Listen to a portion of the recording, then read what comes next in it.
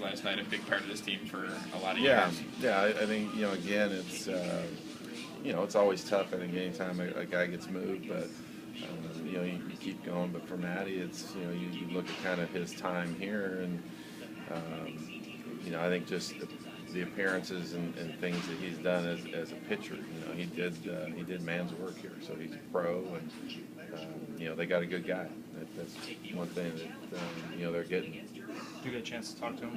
I talked to him for a little bit, and again, it's not always easy, but again, he's got to look forward to going and having a chance to win, and being in that environment and things like that. But I think anytime a guy gets traded, in the situation he was in, he's here a long time.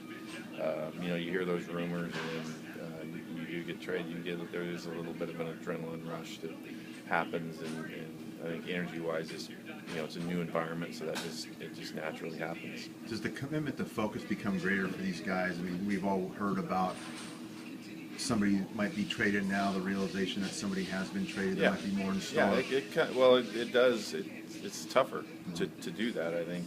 Anytime these guys read a paper or look at, names floating around, and now, one of them's true.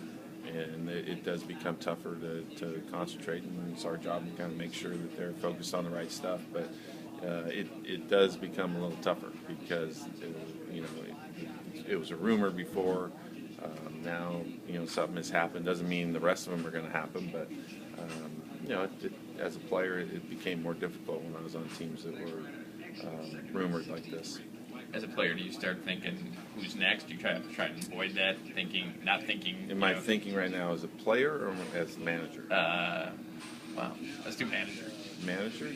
I don't have to think either way. I mean, again, that stuff for Rick and Kenny and those guys to kind of they're doing what they're doing. For me and the staff, we're just focused on what we got in here and playing these games. I'm not, looking down the road for anything in particular.